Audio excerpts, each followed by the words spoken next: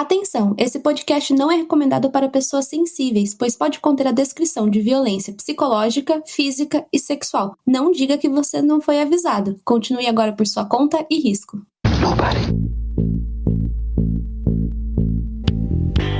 I'm nobody. I'm a tramp, a bum, a hobo. Two women very important in your life, and you killed them both. Eu saía como se fosse para caçar alguma coisa.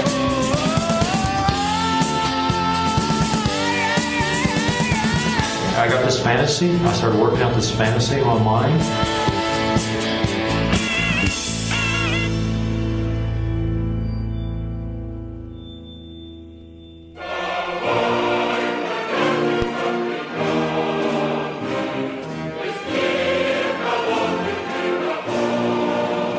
Bom dia, boa tarde, boa noite, seja lá qual for o horário que vocês estiver ouvindo esse podcast, sejam bem-vindos a mais um episódio no qual eu estou muito empolgada, porque sempre me perguntam qual foi o caso criminal que eu achei mais interessante de pesquisar até hoje, e no meu caso, é esse caso, o Dyatlov Pass, a passagem de Dyatlov. E hoje a gente vai adentrar nesse mundo, dar mais detalhes do que aconteceu, incluindo com as atualizações. Então eu creio que o nosso episódio de hoje vai ser um dos que vai estar mais atualizado, porque tivemos algumas reviravoltas recentes em relação a esse caso. Mas como vocês sabem, eu não tô sozinha. Estou aqui com meu amigo Thiago. Olá, galerinha, como vocês estão? Mais um episódio do nosso Júlio Criminal.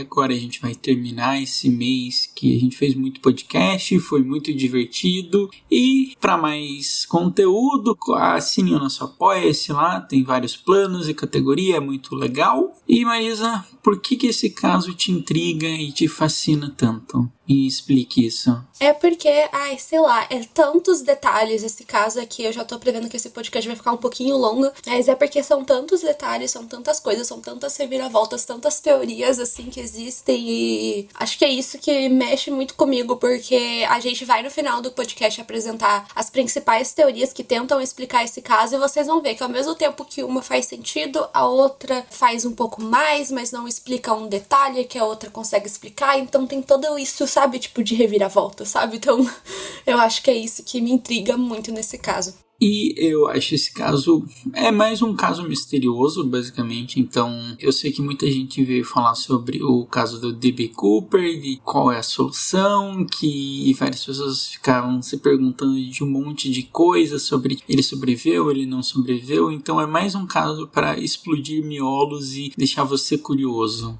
Exatamente, né? Isso que eu ainda acho que pelo menos o do D.B. Cooper tem uma luz, assim, um pouco mais óbvia, sabe? Do que talvez tenha acontecido. Tipo, não existem tantas fragmentações, assim, de teorias possíveis, sabe? Mas, de qualquer forma, vamos começar a falar desse caso. Lembrando, né, que o nosso Júlio Criminal você ainda vai poder, se você quiser, claro, ajudar a gente, né? Vocês podem estar mandando no Pix lá. Já temos várias pessoas que ajudaram a gente. A gente quer agradecer a mais uma pessoa que mandou pra gente, que foi a Júlia Avance Marques. Muito obrigada, de verdade, vai ajudar muita gente. Se você quiser ajudar a gente, você pode mandar o Pix literalmente de qualquer valor, qualquer centavo, qualquer grãozinho, pro e-mail do contato apenas-um-podcast@gmail.com. É tudo junto, contato apenas-um-podcast@gmail.com. É isso, e se você quiser ajudar a gente de outra forma, siga a gente lá no Instagram, siga a gente no Spotify, se puder dar 5 estrelas aí no Apple Store. E é isso, podemos começar o caso de hoje. Bora lá, então.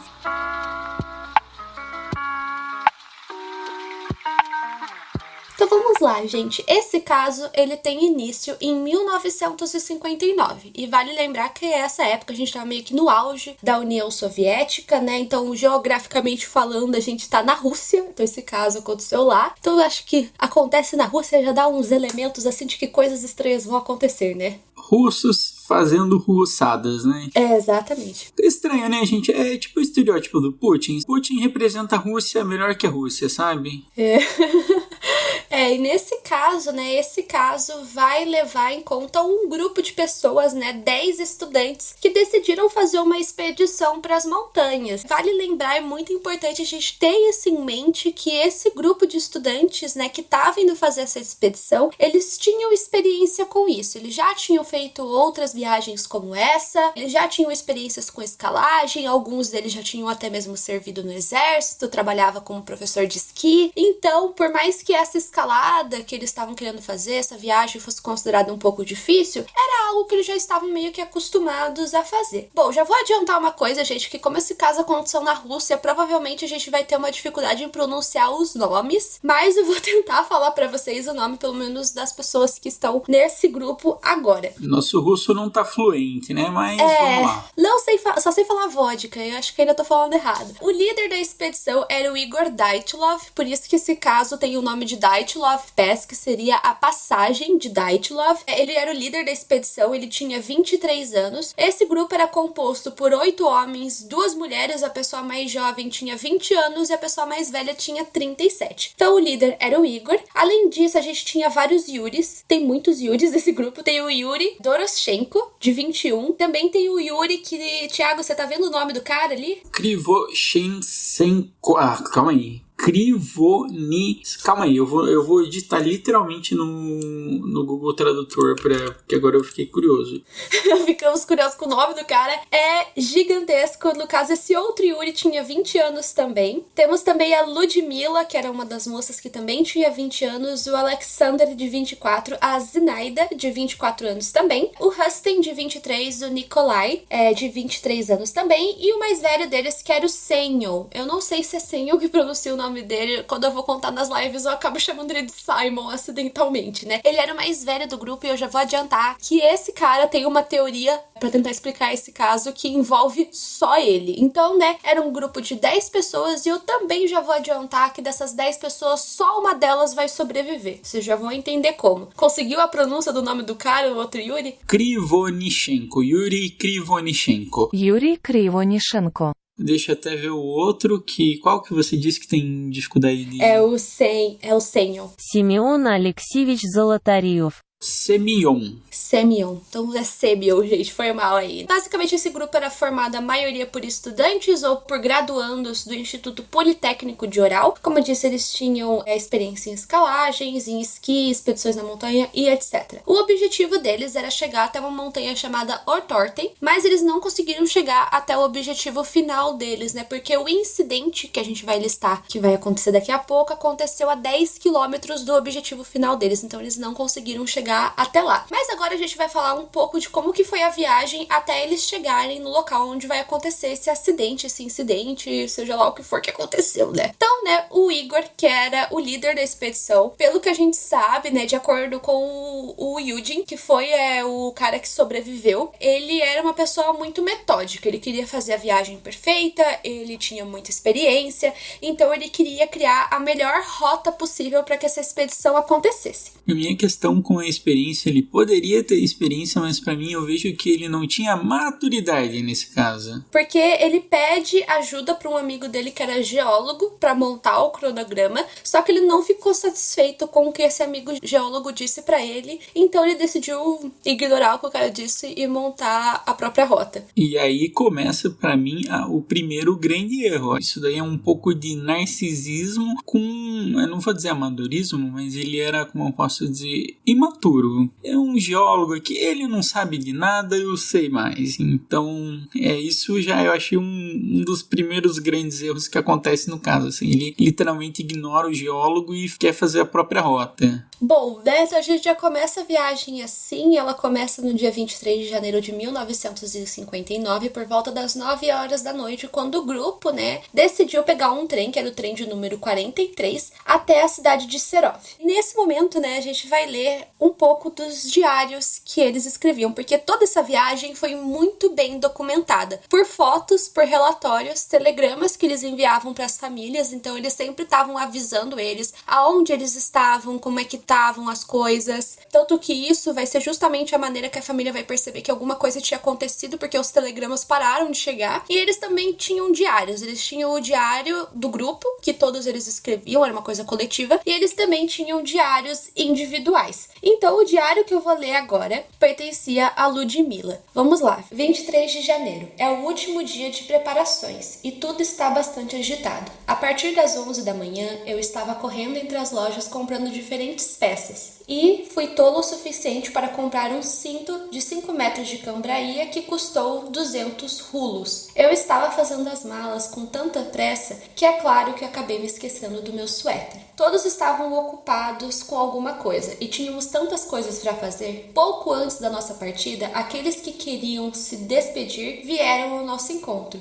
Estávamos com muito pouco tempo, mas chegamos à estação de trem com segundos de sobra, então tivemos que dizer adeus a todos. Antes de sair, cantamos algumas canções, mas o carrinho do grupo Blinov se juntou e continuamos cantando juntos. Nesse primeiro momento da viagem, eles meio que estavam junto com alguns outros grupos que depois eles vão se separar e seguir a viagem deles sozinhos, né? Eu acho muito interessante, assim, ler o diário deles, né? Porque eles sempre falam que eles cantavam bastante juntos, eles também assistiam muitos filmes juntos, assim. Então a gente percebe que eles eram um grupo muito unidos, eles realmente, assim, eram muito amigos, eles conversavam muito um com o outro, dá pra ver que eles eram realmente muito próximos, assim. A maioria deles já eram amigos, assim, tipo, de longa data, né? Então acho isso uma outra coisa bem importante pra gente saber. E daí o que acontece? No dia 24 de janeiro, eles chegam, né, por volta das 8 horas da manhã na cidade, que eu disse antes, e eles ficam lá até as 6 horas e 30 da tarde. Lá eles pegam outro trem que ia pra cidade de Videl. Só que nessa viagem eles tiveram alguns problemas que a Ludmila novamente relata no diário dela, que é o diário do dia 24 de janeiro. No trem, todos cantávamos acompanhados de um bandolim. Então, do nada, um jovem alcoólatra veio até os meninos e os acusou de roubar uma garrafa de vodka. Ele exigiu que devolvessem a garrafa e prometeu socá-los nos dentes caso contrário. No final, ele não provou e nem conseguiu nada e acabou se perdendo. Yuka veio e cantou conosco por um tempo e foi embora. Cantamos e cantamos e ninguém percebeu como começamos a discutir questões amorosas, falando sobre beijos em particular. Falamos todo tipo de bobagem e, é claro, todos estavam interessados, todos queriam falar, eventualmente tentando gritar uns com os outros, tentando provar a sua própria opinião. Eu fiquei vigiando, usei o tempo para costurar galochas e copiar músicas. Yurkaova gritava de vez em quando, provavelmente de tédio e de fome. Eu aguentei até as 3 horas da manhã.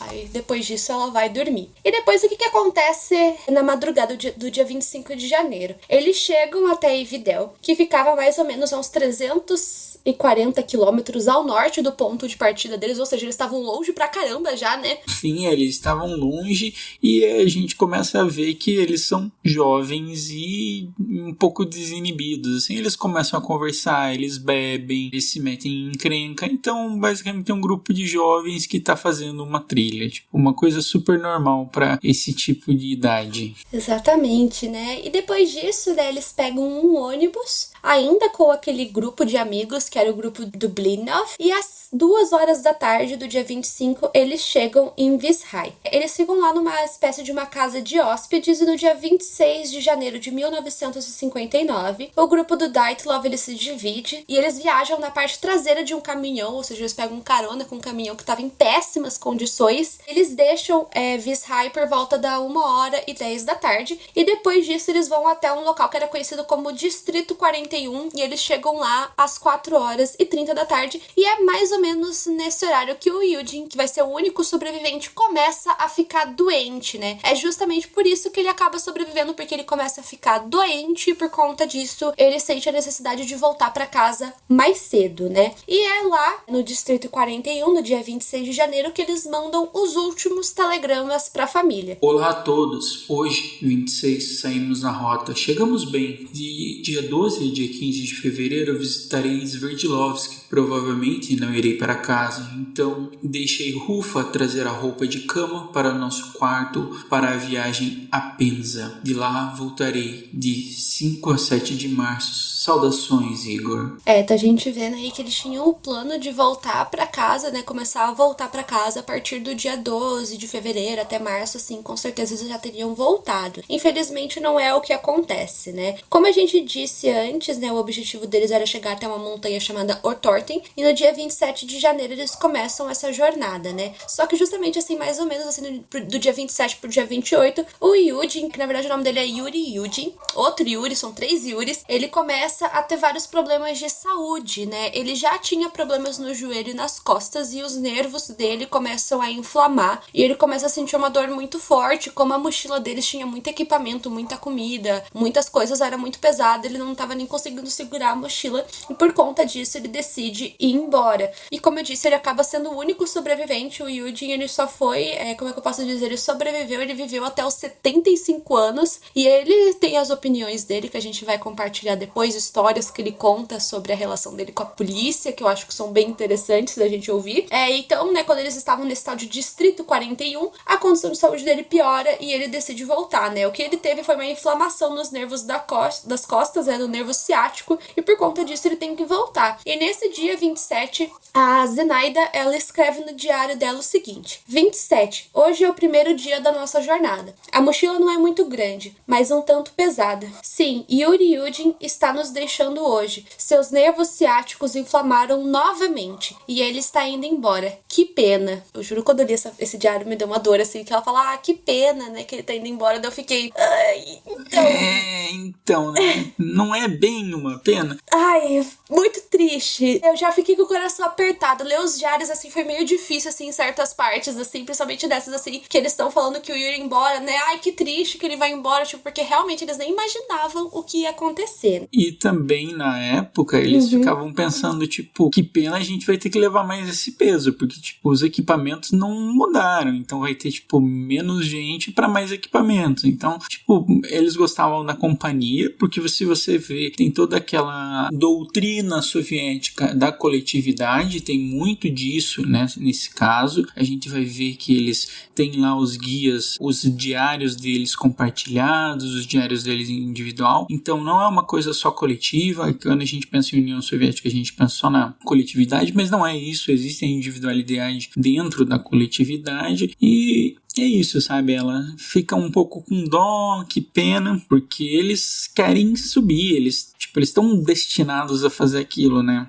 Na cabeça dela. Dá pra ver que eles estavam muito confiantes, né, Marisa, nos diários. Sim, dava pra ver que eles estavam bem empolgados, assim, e por aí vai. Eu trouxe mais um trecho do diário, dessa vez do Yuri Yujin, antes dele ir embora, porque eu achei interessante, porque ele fala um pouco como que eram esses locais que eles estavam passando. Eu achei interessante a gente trazer, né, porque como é um podcast a gente não pode mostrar foto. Que pena, né, porque são fotos tão interessantes que eles tiraram muitas fotos. E eu peguei esse trecho, assim, só pra vocês imaginarem um pouco como que eram essas localidades que eles estavam passando. 27, passamos a noite na cabana do segundo povoado do norte. Há tanta coisa, muitas casas, armazéns, instalações, veículos, antigos e esquecidos, máquinas e ferramentas. Tudo está abandonado desde 52. Aqui funcionava a expedição geológica. O que poderiam tirar, o resto se exauriu e se atirava. As casas estão todas destruídas. Só existe um fogão e vidros na janela. Então a gente vê o completo abandono. Já era um lugar que estava abandonado fazia tempo, assim. Tem a foto dele nessas casas e tal. E eu acho engraçado porque a parte que ele fala veículos antigos e esquecidos, ele escreveu veículos,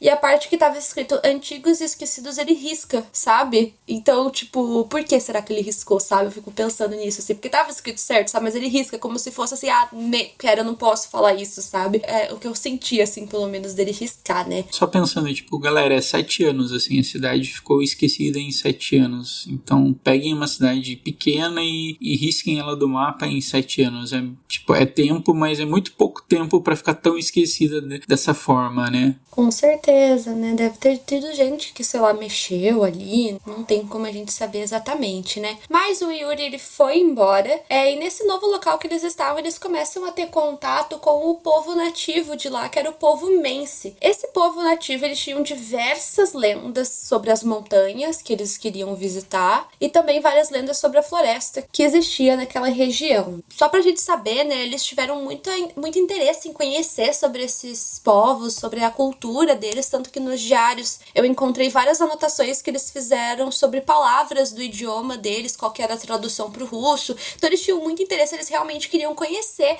as histórias e por aí vai. E nisso, né, a gente descobre que uma das montanhas, né, que vai ser a montanha onde eles vão montar o acampamento deles, na tradução da linguagem desse povo, significava Montanha dos Mortos. Já aquela outra montanha que eu disse pra vocês, que era o objetivo final deles, a montanha de Ortorten, significava não vá lá. Então eles foram se meter num lugar bem legal, né, Marisa? Sim, porque de acordo com as lendas que existiam, de acordo com a cultura deles, eles acreditavam que aquela floresta e aquelas montanhas tinham vários espíritos que rondavam e eram espíritos que não gostavam de ser incomodados. Em uma das teorias que a gente vai falar e tal, que foi importante, muita gente acredita nela, vou explicar um pouco melhor como é que funcionava essa lenda. Não acho que foi isso, mas eu acho bem interessante e a gente vai ver melhor isso, né? Mas eles explicaram essas lendas sobre os espíritos que rondavam as florestas e por aí vai, né? Mesmo assim, eles continuaram. Nesse começo, assim, deles irem pra montanha, as condições climáticas não estavam muito fáceis, né? Porque inverno russo, né? Preciso explicar mais alguma coisa? Era um local que se sabe que é frio até no verão, só pra vocês terem uma noção. Tipo, é gelado lá, tá sempre nevando. Então as condições climáticas não são as melhores, mas mesmo assim eles mudaram alguns detalhes no cronograma deles e justamente por essa alteração no cronograma que eles acabam montando o acampamento deles na base dessa tal Montanha dos Mortos. Então, no dia 28 de janeiro de 1959, o grupo do Dyatlov parte para o segundo assentamento ao norte, que era meio que o último passo que eles iam fazer na viagem deles. Após o dia 30 de janeiro, eu não consegui encontrar mais nenhuma anotação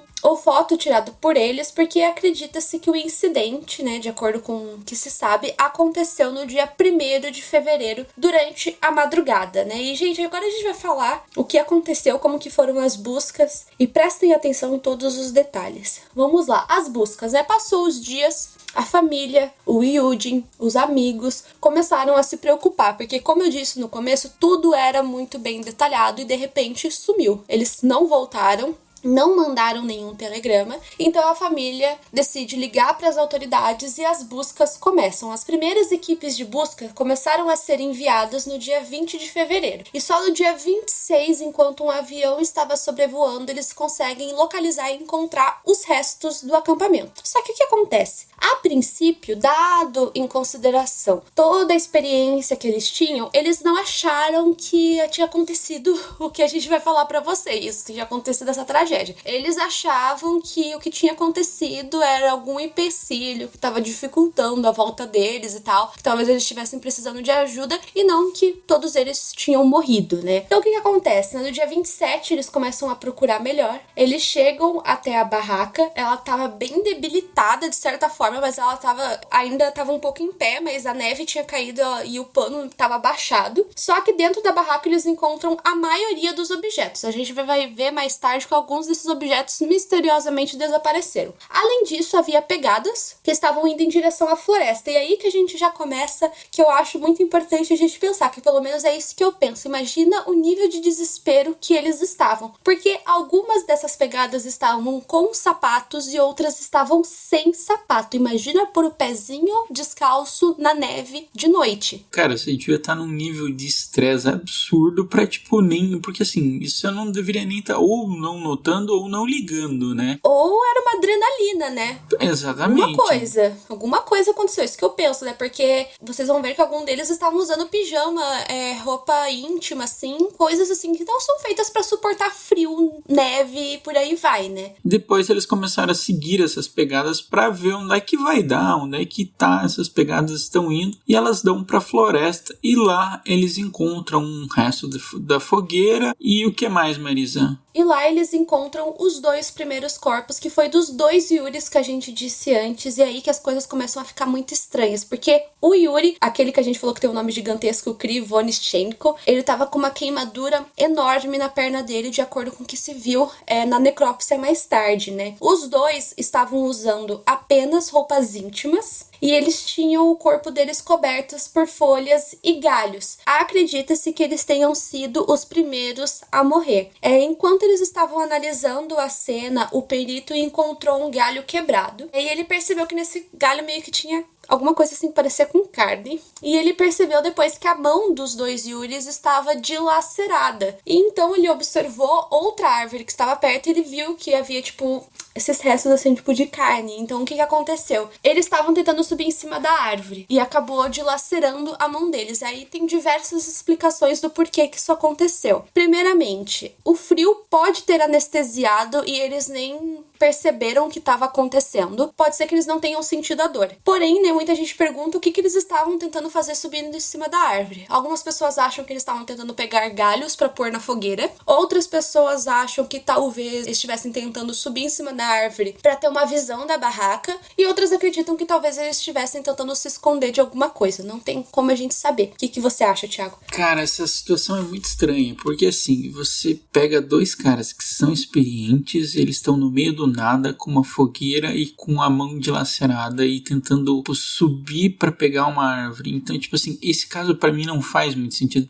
Eu tento achar lógica nele e eu não consigo achar lógica nele. Você, qual que é a sua teoria? Eu não sei. Eu acho que a mais provável pra mim é que ou eles estivessem tentando pegar galho pra pôr na fogueira, porque eles a todo custo estavam tentando se aquecer, porque, assim, ao meu ver, alguma coisa não tava deixando eles voltar pra barraca. Por que eles iam tentar fazer uma fogueira na floresta e não voltar pra barraca direto, sabe? Exatamente. Isso que eu penso, enfim. Outra coisa que é muito importante a gente saber, nenhum dos corpos, em nada, em nenhum local foi encontrado sinais de animais. Em nenhum lugar. Porque sempre quando eu conto esse caso, o pessoal vem, mas os animais. Não, e a maioria dos ferimentos que eles tiveram foram ferimentos internos. Ou seja, não tem, por exemplo, quando facada, tiro, esse tipo de coisa, não. É como se o osso tivesse quebrado e ficado ali dentro mesmo, né? Claro que o Yuri, que a gente falou antes, ele tava com uma queimadura na perna, mas fora isso, quase ninguém teve alguma coisa que era externa, né? O terceiro corpo que eles encontram é do Igor Dyatlov, que era o líder da expedição, como a gente disse antes. O corpo dele tava apontado em direção à barraca. Em um dos braços ele tava segurando galhos e no outro braço ele tava usando pra cobrir o rosto, como se ele estivesse tentando proteger o rosto dele, né? Tava em cima, assim, do rosto. Em seguida, eles encontram o corpo do Rustin, que tem esse lance da fratura, né, Thiago? É uma fratura bem grande de 17 centímetros na cabeça. Galera, 17 centímetros é muito grande. Você pega uma régua, tá mais da metade da régua, tá ligado? Sim, pega uma régua e põe na sua cabeça, assim, porque foi no crânio essa fratura, e vê o tamanho que é. É enorme. É,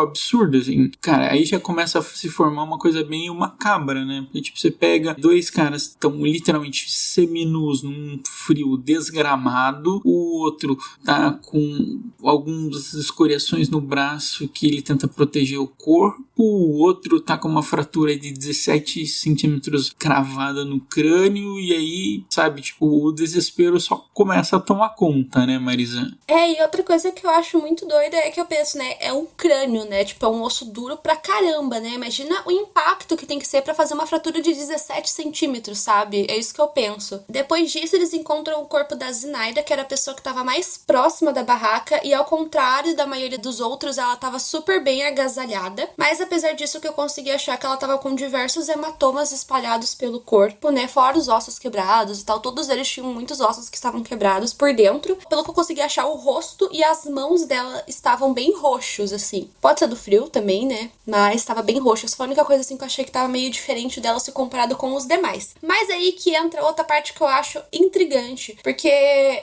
foi encontrado esses corpos e os demais só foram encontrados em 5 de maio, quando aconteceu o degelo. Então passou muito tempo, passou o quê? 3 meses, isso? Um pouco mais... Exatamente. 3 meses até eles conseguirem achar os outros corpos. E eles acharam 4 corpos em um barranco. Eles estavam vestindo roupas de forma meio confusas, ficaram muito feridos, vários ossos quebrados, esmagados. Parecia um acidente terrível, parecia um acidente de carro, sabe? Isso do acidente de carro foi o legista que falou que os ferimentos que estavam no corpo desses 4 era igualzinho de uma batida de carro muito séria. Então, assim, eles sem dúvidas eram que estavam mais machucados, né? O que a gente quis dizer, né, que as peças de roupa estavam meio confusas, é que algumas peças meio que só estavam enroladas no corpo, então muita gente acredita que talvez eles foram vendo os amigos deles morrendo e eles foram tirando as roupas deles, só que por algum motivo a pressa era tanta que eles não conseguiam vestir a roupa e eles só enrolavam pelo corpo. Aí a gente já tem aquilo, o caso já tá estranho e só fica pior, assim. Por que fica pior? O que eles encontram na roupa?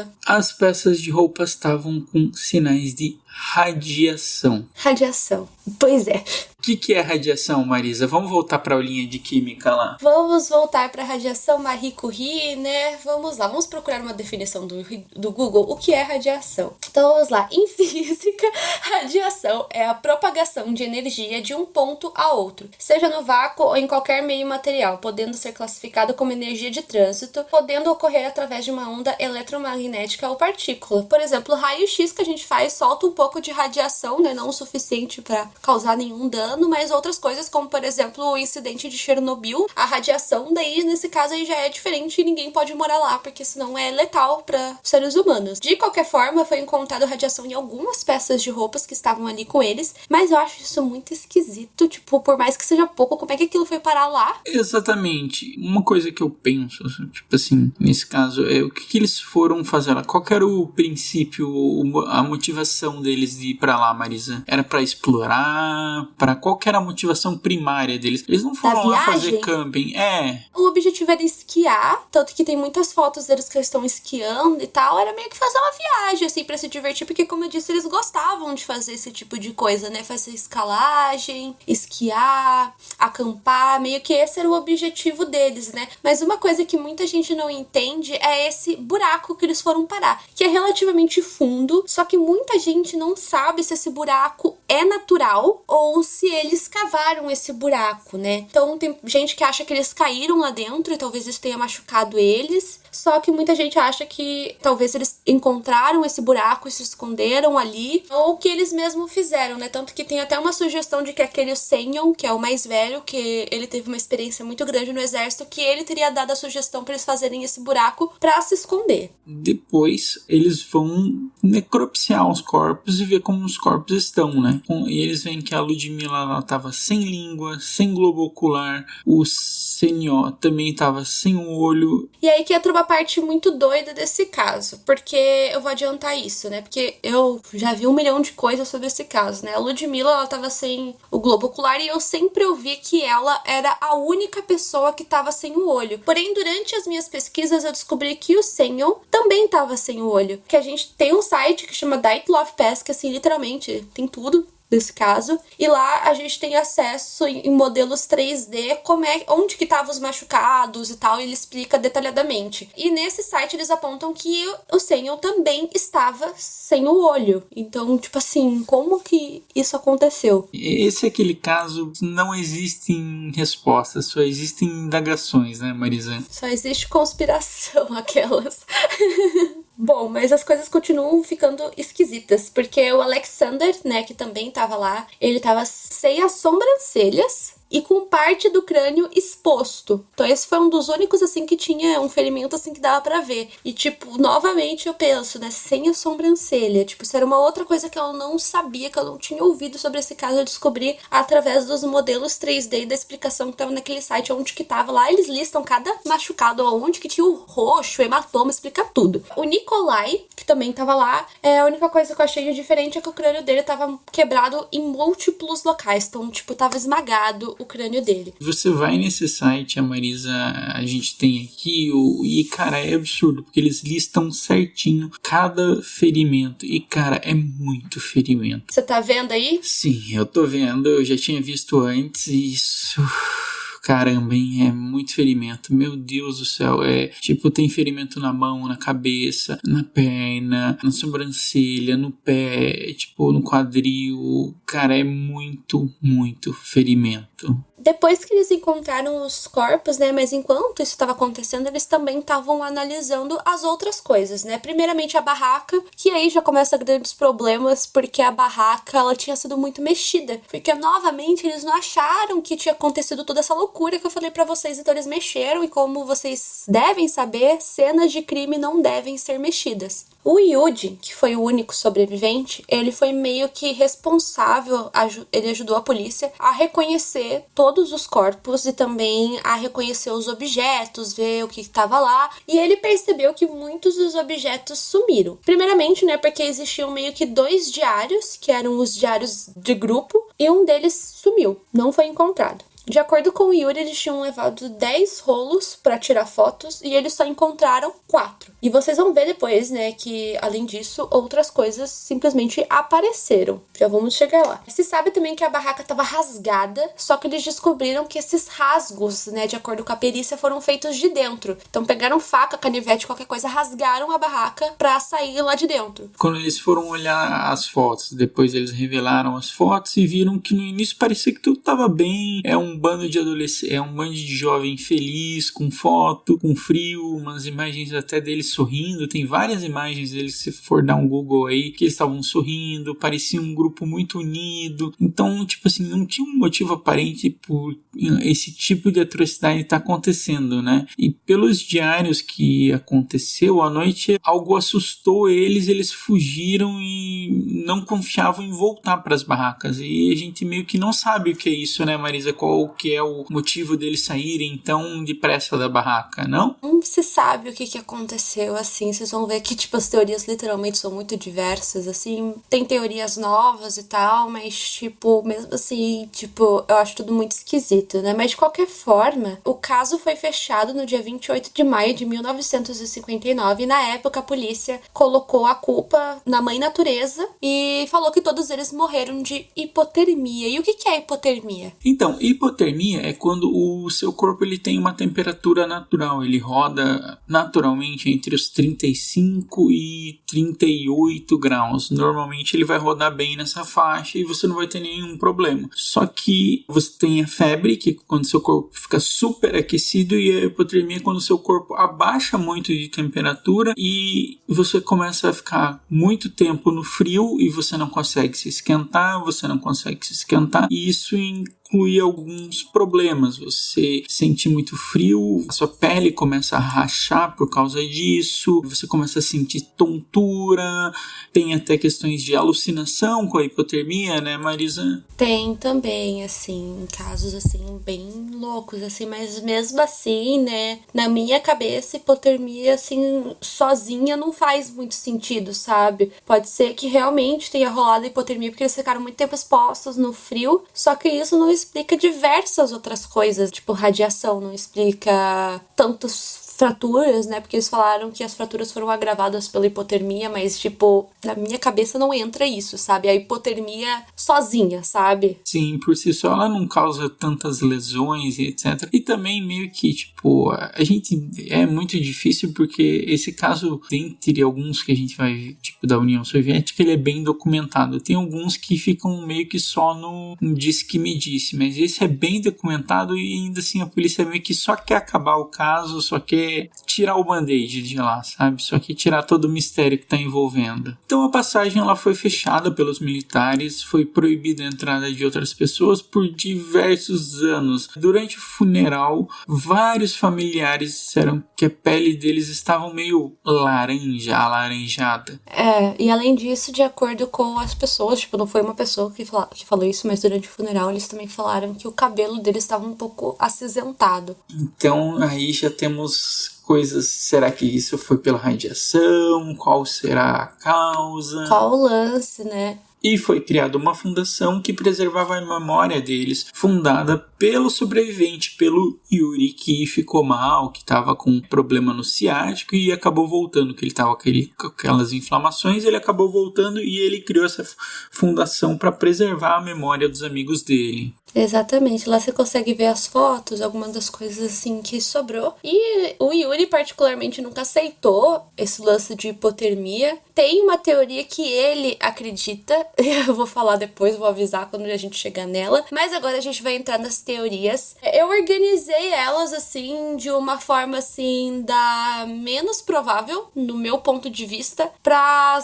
que fazem talvez um pouquinho mais de sentido, e depois também eu vou colocar a nova teoria de acordo com o governo russo, beleza? Então a primeira teoria que pra mim faz zero sentido é de que aquele povo indígena, o povo Mensa, teria matado todos eles. De acordo com essa teoria, o grupo do Dyatlov teria irritado eles pediram pra que eles saíssem de lá, eles se recusaram, então eles mataram todos eles. Só que isso não faz o mínimo de sentido, porque os ferimentos, na maioria das vezes, vão ser externos, certo? E se eles tivessem morrido por asfixia, por exemplo, teria constado isso durante a necrópsia. E além disso, uma coisa que a gente tem que saber sobre esse povo indígena é que lá não havia registros de violência há mais de 30 anos. O registro de violência que houve foi esse caso, e antes disso não aconteceu nada. E além disso, eles sempre, desde o começo, né, o povo Mense sempre ajudou a polícia, né, porque era uma região um pouco conhecida por eles e tal, então eles ajudaram a localizar os corpos, a entrar na floresta, então eles sempre se mostraram muito proativos em ajudar. E de acordo com o que a gente mesmo vê nos diários, né, eles tinham curiosidade em conhecer sobre o povo Mense, então dá pra ver que tinha uma relação amigável entre eles. Eles queriam entender o povo Mense, não era uma coisa de explorador, eles realmente estavam lá querendo entender a cultura, querendo entender o que eles estavam fazendo, qual era a dificuldade. Então eu também não acredito muito nisso, porque assim, não faz muito sentido eles estarem lá perguntando para os caras alertando algumas coisas e ainda assim eles a não ser que você queira criar uma teoria que eles não ouviram os caras e os caras ficaram putos com eles e foram matar eles, só que tipo, é muito ferimento, é muito jeito diferente e aquilo. E outra coisa importante é que tipo, os corpos de forma geral, com exceção dos que estavam lá no buraco, eles estavam relativamente bem afastados um do outro, então tinha que ser tipo uma operação gigantesca, assim, tipo, não é uma coisa assim simples de se fazer, sabe? Não faz muito sentido. Apesar disso, na época, né, perguntaram pro povo Mense o que eles achavam que tinha acontecido, e basicamente eles se dividiram em dois grupos. O primeiro grupo acreditava que tinha sido o Pé Grande. Eles têm outro nome, na real, mas pra gente seria como se fosse o Pé Grande, o Monstro das Neves. E a Discovery Channel, eles têm um documentário só sobre essa teoria, você acredita? Eu não cheguei a ver, porque pra mim, não acredito muito na teoria do Pé Grande, gente, desculpa, mas é que de acordo com a lenda, né, o Pé Grande, ele gosta de pegar a língua e o olho das vítimas dele. Então eles acham que o Pé Grande teria assustado eles e matado todos eles. Gente, eu tô falando isso, vocês devem estar pensando, ai, pelo amor de Deus, mas tipo, sério, gente, essa teoria, que nem eu falei, tem até um documentário só sobre ela, por isso que eu trouxe. E outra coisa que, entre aspas, o pessoal fala que existiu, é que haveria um bilhete, um telegrama feito por eles aonde eles diziam: agora sabemos que o Homem das Neves existe. Só que pelo que eu entendi, pelo próprio site, aquele lá que a gente falou, o Dyatlov, isso na verdade era meio que um trocadilho, sabe? Eles estavam se zoando, não era tipo literal. E também tem o lance da foto, porque tem uma foto que foi tirada que dizem que era o Pé Grande. Você chegou a ver a foto, Thiago? Não, deixa eu até ver. Na minha opinião, que a gente até zoa na live, a gente zoa essa foto, por quê? Porque na minha opinião, só se for um Pé Grande filhote. Porque é muito, dá pra ver que pra mim, que é uma pessoa, só que a câmera não focou. Pera aí que eu vou pôr aqui no arquivo. E esse Pé Grande tá meio fora de forma, hein? Tá precisando dar uma... ir fazer um crossfit. Eu sou amante do urso sem curso, né? Você sabe que tem, tipo, meio que um pé grande lá no urso sem curso, né? Ele é alto e eu acho ele super engraçadinho. E acho que, sei lá, né? O estereótipo de pé grande tá mais pra homem gordo fantasiado, né? É, tipo, até mesmo, né? Pode ser eles com os casacão de inverno deles. Pra mim não faz sentido nenhum essa foto aí ser de um pé grande. Mas, inclusive, é essa foto que a gente vai dar um jeito de pôr lá no Instagram, em algum lugar pra vocês verem. Inclusive, essa é a capa do documentário da Discovery, inclusive. Outro que eu falei... Metade da tribo pensou dessa forma e a outra metade culpou as forças da natureza, que seriam os espíritos que rondavam a floresta, porque de acordo com a lenda deles, havia lá uma maldição. E eu acho isso extremamente curioso, porque de acordo com a lenda, 9 guerreiros do povo Mensa, uma vez eles foram caçar nessa floresta e todos eles foram mortos, a princípio, de acordo com a lenda deles, com a cultura deles, pelos espíritos da floresta que não gostam de ser incomodados. O grupo do Dwight Love era também de 9 pessoas. Em 1960, um avião caiu nessa região e 9 pessoas morreram, que eram as 9 pessoas que estavam nesse avião. E uma curiosidade é que hoje em dia esse local, ele é aberto, tipo, você pode escalar se você quiser lá, só que é recomendado que você não vá lá em grupos de 9 pessoas. Isso é uma coisa que se diz, tipo, você pode ir lá, mas em 9 pessoas não. Tipo, até hoje se fala isso. Então, pra você ver como a mítica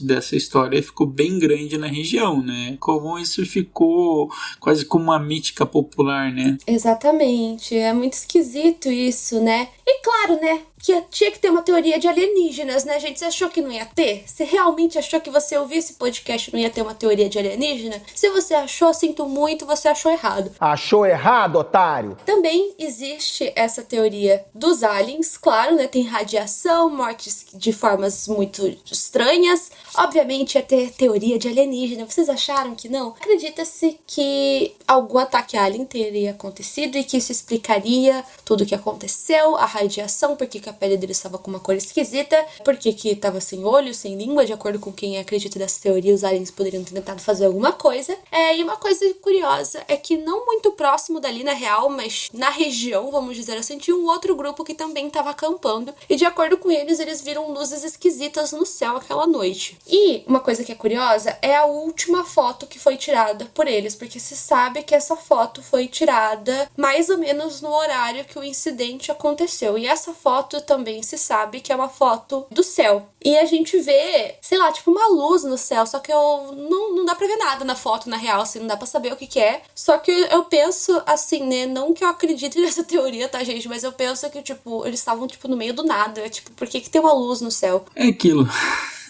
O Thiago até respira fundo, assim. Porque, tipo, realmente, cara, chega uma hora que, tipo, lógica não faz mais sentido. O lance é conspirar. Não, tô brincando, tá, gente? Assim, vamos ser sinceros, a gente é um ponto no universo. Você acha que não existe mais ninguém? Não vai existir ninguém, sei lá, igual nós, com 2 braços, 2 pernas, uma cabeça. Mas, cara, que vai existir outra coisa, vai existir. E, sei lá, e pode não ser aqueles ETs que passam no History, porque isso daí parece que a gente veio aqui fazer propaganda pro History e tal, os alienígenas do passado, mas não é bem assim, né, galera? Mas se o History quiser patrocinar nós aceitamos. Se quiser chamar a gente pra fazer um programa lá, alienígenas do passado, estamos indo. Queremos patrocínios. Exatamente. Caso você queira patrocinar a gente, contato apenas um podcast@gmail.com.br. E essa teoria, o que mais ou menos essa teoria explica, Marisa? Sei lá, gente, é até difícil de pensar. E olha que eu acredito muito em aliens. Eu sou bem, assim, louca de aliens, na real. Mas eu fico pensando, tipo, pra mim não faz muito sentido também. Porque teria acontecido deles verem coisas no céu. E, sei lá, aconteceu um ataque, uma abdução. Como é que... tipo, é mais ou menos falar, aconteceu. Mas eles também não buscam muito tentar dizer como, sabe? E, exatamente, outra coisa que eu acho bizarro pode ser uma sujeira na lente. Tipo, pode terem tirado, fez uma coisa, um efeito maluco... E aí você já tenta achar a prova. É muito louco porque, tipo, é uma linha muito tênue, né? Entre conspiração e uma coisa aleatória que aconteceu e você já tá super imaginando as coisas. Pra mim, esse é o problema de questões conspiracionistas. A lógica e a ilógica tá muito perto, tá ligado? Esse caso, ele é relativamente, assim, muito conhecido, na real, devido à pressão de parentes e da internet de forma geral. A Rússia reabriu esse caso em 2018 e alguns pesquisadores voltaram a estudar esse caso. Na época, já havia sido considerada a hipótese de avalanche. Só que, no entanto, eles acabaram meio que não pensando nisso, eles mudaram para aquela outra hipótese lá da hipotermia que a gente disse antes. Porém, em 2018 esse caso foi reaberto, ele foi meio que fechado ano passado, se eu não me engano, de volta, e eles trocaram a teoria para a teoria da avalanche. Vocês vão ver que meio tem a explicação, mas ao mesmo tempo, assim como todas as teorias, também não vai explicar tudo, né? Então, o que eles acham que acreditou? No começo, na teoria lá, antigamente, eles acreditavam que talvez eles tivessem ouvido o barulho da avalanche e que eles teriam se machucado e por aí vai. Só que muita gente acha meio esquisito as fotos do antes e depois da barraca, porque a gente vê que tem uma neve em cima, só que... Ai, que frase horrível que eu vou dizer agora, mas o pau da barraca ainda estava em pé. Então, por isso que na época o pessoal achou que não tinha acontecido nada, né? Porque o pau da barraca tava em pé. Se fosse uma avalanche, teria levado tudo embora, né? E tava as marcas das pegadas e os objetos estavam todos dentro da barraca, então eles acharam que não... Eles acabaram na época descartando a possibilidade de avalanche. E também não tinha muito sentido, né? Porque realmente, você vai ver, você pega a imagem da barraca, é basicamente assim, tem um pouco de neve em cima da barraca, a barraca tá meio que caindo, pendendo pra um lado, mas tá lá, sabe? Então, tipo, pra ser uma avalanche, levar corpo, não ia aparecer nada, sabe? Eles iam ter que demorar muito mais pra achar os corpos do que... E sei lá, por que a avalanche levou metade da galera e não levou outra metade? Sei lá, também não faz muito sentido. Mas hoje em dia, de acordo com os pesquisadores, principalmente o Alexander Buzrin, que inclusive está fazendo o doutorado dele sobre esse caso, ele acredita na teoria da avalanche. Ele, com a ajuda da ciência e de softwares, ele acredita que eles provavelmente montaram a barraca meio que encostada num monte de neve para se proteger do vento, porque tava com muito vento naquela região. Tipo, eles cavaram um buraco para fazer meio que uma parede de neve para proteger a barraca dos ventos e do frio. Então, de acordo com o Alexander, de alguma forma essa neve teria caído em cima da barraca e causado todos os danos e ferindo os campistas e tal. E uma curiosidade é que o software que ele usou para entender como que funcionou a avalanche é o mesmo software que a Disney utilizou para fazer o filme Frozen, porque o Alexander, ele viu o filme Frozen e achou que a avalanche lá estava muito realística, então ele pediu: Senhor Walt Disney, por favor, você pode enviar aí o software aí? Eu achei bacana. O Let It Go aí, envia aí o Let It Go pra eu ver como é que fica e tal. Achei muito louco. Crossovers, né? Adoro esses crossovers, que a última coisa que eu ia imaginar é que Frozen tinha alguma coisa a ver com esse caso.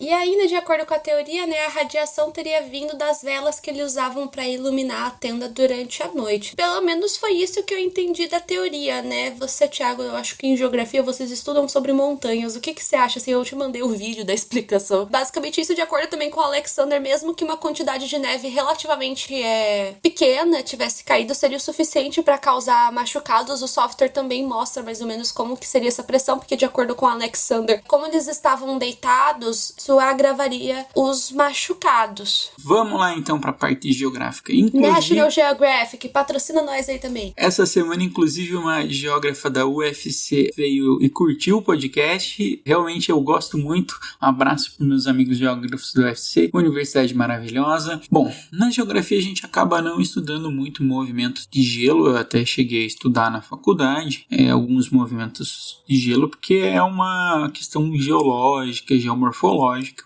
e a morfologia das montanhas é um pouco diferente. Por exemplo, a gente tem a parte rochosa da montanha e a parte da neve, e a neve às vezes se acumula por altitude, às vezes por questões climáticas da região, algumas condições climáticas, e pelo que eu vejo aqui no, digamos, o perfil de neve que me tem mostrado aqui, que eles fizeram tudo numa parte bem mole da neve, uma parte que é um pouco flexível, por assim dizer, que pode ter um escorregamento muito fácil da neve. Então, realmente, para mim não faria muito sentido, como alguns geógrafos e geólogos falaram, porque se caísse o deslizamento seria bem maior, assim, isso provavelmente soterraria a barraca e soterraria eles. Então, até pra mim que sou geógrafo, não faz muito sentido. Eu vou ser sincero, não sei muito sobre questões de geomorfologia do gelo, tá? Não sou nem especialista, não é uma área que eu atuei muito com questões de erosão e sedimentação, tá? Eu trabalhava com vossorocas, para quem quer saber. Então,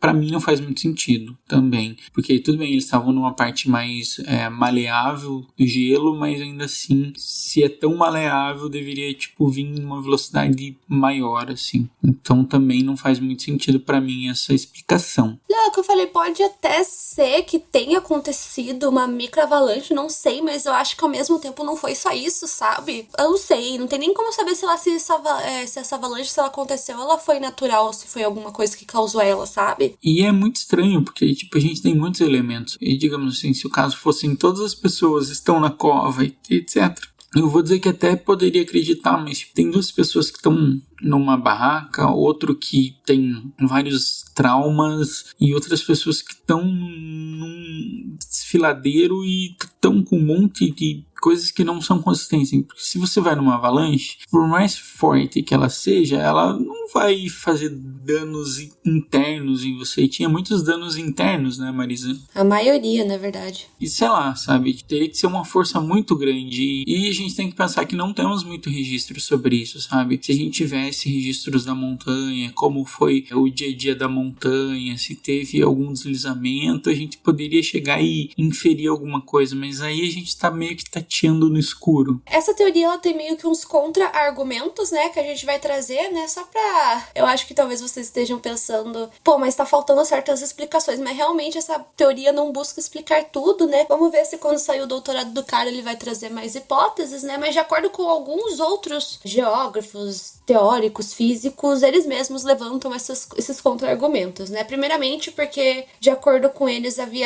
faltava-se traços de que uma avalanche tivesse acontecido. Os próprios socorristas da época falaram que não havia traços de avalanche, mas o Alexander argumenta de que nesses dias, né, nesses 26 dias que demoraram para que fosse encontrado a barraca, o corpo deles e por aí vai, seria o suficiente para que os traços da avalanche tivessem desaparecido totalmente. Além disso, a teoria não explica o que aconteceu nessa lacuna de 9 horas entre eles construírem o acampamento do lado dessa parede de neve e o que aconteceu depois, né? E por que eles saíram da barraca? Tipo, por que eles saíram? Porque pra mim indica que eles estavam meio que em pânicos, assim, né? Talvez devido aos ferimentos da avalanche eles estivessem em pânico e saíssem correndo, mas ao mesmo tempo eu penso, mas se eles estavam tão feridos, como é que eles conseguiram se mexer e sair da barraca? Enfim, isso é uma coisa que os caras falam e contra-argumentam. Alguns acham também que a parte da radiação explicada pelo Alexander é um pouco rasa, e além disso, né, eles falam que as lesões traumáticas sofridas por eles não é comum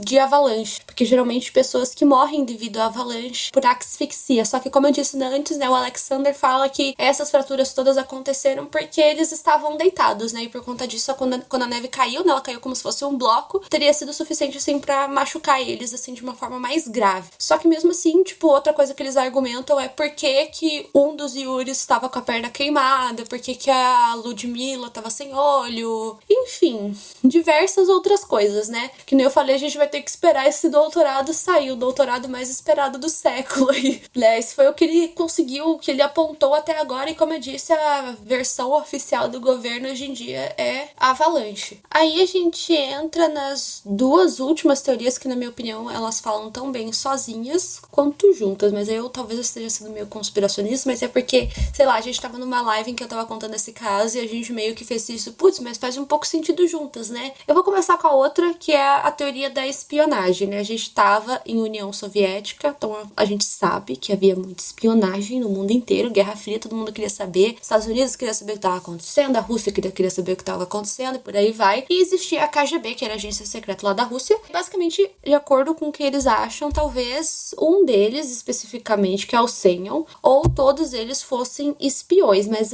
essa teoria foca mais no Semyon. Por quê? Porque o cara era meio esquisitão. A começar, pensar que ele usava nome falso. Depois que se descobriu que o nome dele era Senhor, mas pra eles achavam que era outro nome. Qual caso que aconteceu de nome falso? No D.B. Cooper, não? Não, no Jack Stripador que a gente contou, que tinha um dos Isso. caras lá que usava 3 nomes falsos. Eu sempre falo que o Senhor também, vocês vão ver aí. Bigode nome falso, já não gosto. Tô brincando. Exatamente. E outra coisa é que ele era uma pessoa meio que nova no grupo, no sentido de fazia pouco tempo que ele tava andando com os caras, né? Ele era o cara mais velho, ele tinha 37 anos, ele era solteiro, ele trabalhava como professor de esqui. Só que uma parte bizarra, além do nome falso, é que, tipo, ele, como eu disse, acho que eu já falei, né? Ele tinha uma experiência no exército. Mas quando eu digo que ele tinha uma experiência no exército, é que literalmente ele foi enviado pra um pelotão que só 3% votou vivo. E ele fez parte do 3% que votou vivo. Exatamente, então, tipo... O Thiago, ele ficou até no silêncio. Ele ficou no silêncio processando a informação. Porque assim, você pega um cara ultra treinado com pessoas experientes e acontece tudo. Cara, esse caso é muito louco, sério. Tipo, esse caso aqui eu ficava... Cara, eu sempre ficava tentando achar alguma lógica nele e você morre sem saber, sem ter lógica nesse caso, assim. Existem as teorias e você tem que, tipo, acreditar na que você quer. Porque não é aquele caso que a gente vai poder chegar aqui e falar, ó, isso faz sentido, sabe? Sim, é tão maravilhoso quando o caso se encaixa, né, Marisa? Quando a gente fala, tipo, por exemplo, no Ted Bundy, que a gente começa a ver a marca de mordida e, tipo, a gente tem aquela prova irrefutável, aquela coisa, e nesses casos não tem isso. Isso fica, tipo, pelo menos eu fico muito ansioso, eu fico, tipo, ai, saco, cadê a prova? Eu quero saber o que aconteceu. Acho que os nossos ouvintes também têm essa sensação. Essa teoria acredita que talvez eles tivessem caído numa espécie de emboscada, por isso que eu disse que ela vai fazer talvez um pouco de sentido com a última teoria. E outra coisa que o pessoal acha meio esquisita é que pra época, a gente tem que ter noção, né, gente, que era 1959, eles estavam levando 4 câmeras, que eram, tipo, as que eram mais avançadas, assim, em tecnologia. Tanto que se vocês forem ver as fotos que eles tiraram, todas elas, assim, tá com uma qualidade ótima, sabe? Então, o pessoal acha meio esquisito. Por que eles estavam levando tantas câmeras, assim, todas elas tão boas? Tipo, uma câmera na época já ia ser o suficiente. E, além disso, esse cara, né, o Senhor, ele tem uma tatuagem que até hoje ninguém conseguiu descobrir o que significa. É uma coisa meio zodíaco, assim. Já tentaram traduzir pra todas as línguas possíveis e ninguém conseguiu, que literalmente a tatuagem dele é DAERMMUAZUAYA. Ninguém conseguiu descobrir o que isso significa, porque que esse cara tava com essa tatuagem. Tem gente que acha que talvez fosse um código de identificação que a gente, que é meros mortais, a gente não sabe o que significa. Mas a gente entra, através dessa teoria, na última, que é a teoria dos militares. Porque tem que ter essa conspiração, gente, era a União Soviética e tudo mais. Por que existe essa teoria que, inclusive, como eu disse no começo, é a teoria que o Eugene acredita. Tava acontecendo União Soviética e se sabe que naquela região os militares usavam para testar armas, como mísseis, armas químicas, armas biológicas, aviões que jogavam venenos. Eles usavam aquela área de vez em quando para testar algumas dessas armas. Então essa teoria acredita que não se sabe a natureza de qual arma que eles estavam testando aquela noite, mas que alguma coisa foi testada, alguma coisa aconteceu. Por causa disso, teria acontecido tudo isso. E como eu disse, a gente não tem muita noção também, essa teoria também não explica direito qual seria essa arma que foi testada. Por isso que até eu pensei, né, que talvez essa microavalanche que aconteceu não, sendo meio conspiracionista, não tenha sido uma coisa natural, sabe? E além disso, né, a última foto que foi tirada por eles é uma coisa assim que claramente tá no céu, tem essas luzes, então sei lá. Muitos objetos sumiram e além disso, na época, 2 objetos que não pertenciam a ninguém, de acordo com o Yuri, apareceram. Esses objetos eram um óculos militar e o outro era como se fosse um pano que eles usavam nessa época para enrolar nas mãos e nos pés para crescer. E de acordo com o Yuri, esses objetos não pertenciam a ninguém, eles simplesmente apareceram ali. Muitos documentos também da época alegavam que os militares foram as primeiras pessoas a chegar, e eles chegaram lá um dia antes das equipes de buscas oficiais. O Yuri também, isso aí já é o depoimento dele, né, daí vai de vocês, do que vocês querem acreditar ou não, mas eu tô trazendo essa informação também, né, que o Yuri, ele não só acreditava nessa teoria, como ele também jurava, durante a espera dele, né, pra entrar na sala de necropsia, pra ver os amigos deles e tal, ele via vários militares entrarem e saírem da sala de necropsia com os órgãos dos amigos dele. Ele chegou a perguntar por que eles estavam levando os órgãos e eles falaram que eles iam fazer exames, só que esses órgãos nunca mais foram entregues de volta. Então aí temos a questão da conspiração, do que eles estavam fazendo e realmente casa muito bem essas duas teorias, né, sobre tipo ter um espião e uma pessoa que sobreviveu e a polícia mexendo nisso tudo. Eu não sei, Marisa, esse caso pra mim é muito louco, sabe? E de acordo com essa teoria, dependendo de qual foi a arma que foi testada, ela poderia ter causado radiação. As pessoas acham que provavelmente, na verdade, se sabe que aquelas 4 pessoas que estavam lá no barranco foram as últimas pessoas a morrer. Então tem gente até mesmo que acredita que os militares chegaram a encontrar eles, talvez ainda com vida, só que eles fizeram meio que uma queima de arquivo e talvez tenha rolado uma tortura, por isso que alguns deles estavam sem a sobrancelha, um deles estava sem o olho, sabe? Alguma coisa assim. Sinceramente, assim, supondo que se isso realmente aconteceu, se essa realmente é a teoria que prova, eu não duvido que isso teria acontecido, tendo em vista casos que eu já vi, assim, que envolve essa coisa, assim, de militar e realmente acontece, geralmente, tortura, né? Então, tipo assim, pensando assim, se fosse realmente essa. Mas, realmente, gente, esse é o caso, basicamente, e como a gente disse, infelizmente a gente não vai poder dar uma resposta certa pra vocês. Vai de vocês aí, qual teoria vocês acreditaram. Inclusive, contem pra gente, ou contem pra gente se vocês também pensaram em outra coisa enquanto vocês estavam ouvindo, ou talvez tenham sido todas essas teorias ao mesmo tempo e tenha rolado uma batalha, não tô brincando. Não tem como a gente saber, infelizmente, e eu acho que a gente pode ir pros momentos de 5 centavos, né? Vamos lá, Marisa. Momento 5 centavos!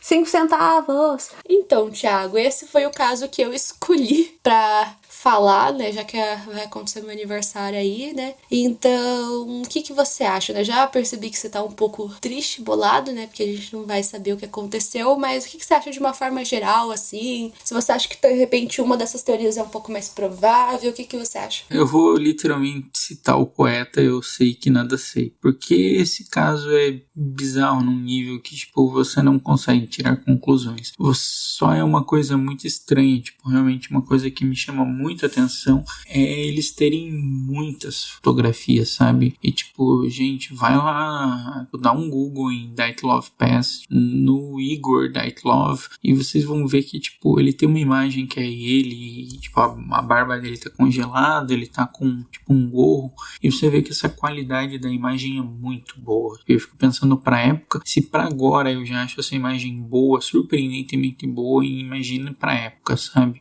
Começo dos anos 60. 4 câmeras, o que eles queriam tanto registrar? Tipo, não faz sentido por que o que mais me chama a atenção é não faz sentido por que eles vão lá e por que o Igor decide, tipo, ignorar o geólogo, sabe? Então, é um caso muito misterioso, é um caso que me causa muita ansiedade e aflição, porque, tipo assim, se você pegar e, eu vou dizer, não deem o Google nos corpos, é muito chocante. E você, Marisa, o que te motivou a escolher esse caso e por que você tem um fascínio por ele? Então, né, justamente assim, eu particularmente, eu prefiro casos solucionados. Eu, assim, tenho um interesse muito grande por casos de serial killers, é o que eu mais leio, assim, porque eu realmente gosto, tipo, de entender. Tipo, entender a mente do serial killer, a gente acho que nunca vai conseguir entender com plenitude, mas eu gosto de ler sobre esse assunto. Porém, esse caso do Dyatlov Pass foi um dos primeiros que eu vi logo quando eu comecei a me interessar por casos criminais, e foi o que...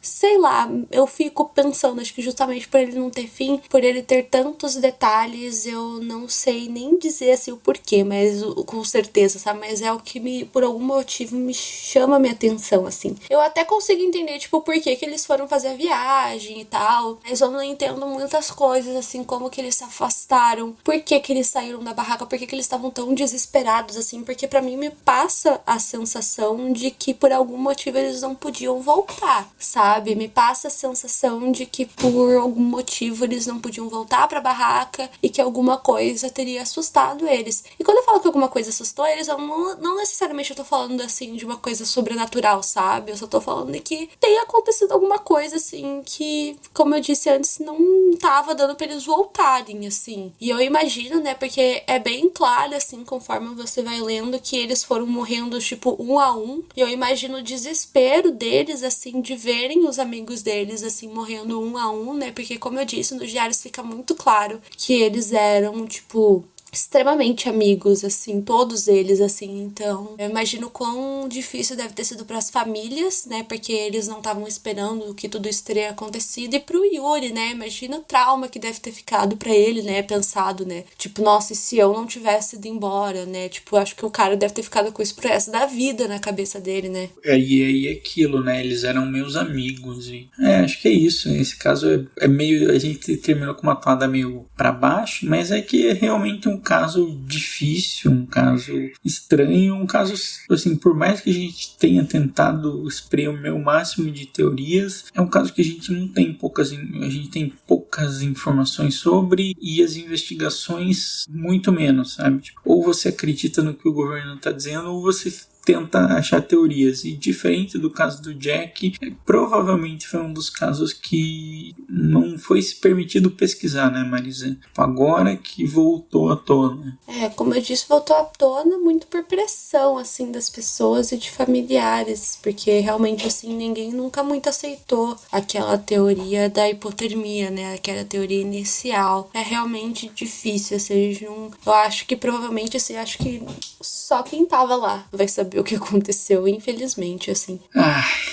Esse caso estourou miolos. Deixa lá seus comentários, fala com a gente, entra na rede social, fala com a gente, manda e-mail. E o que vocês sentiram sobre esse caso? Diz aí pra gente nas redes sociais. E é isso aí, né? Da agora a gente vai voltar depois. Fiquem atentos também ao nosso Instagram, porque o próximo episódio vai ser uma votação popular. Então fiquem atentos lá. Exatamente. E por hoje é só, pessoal.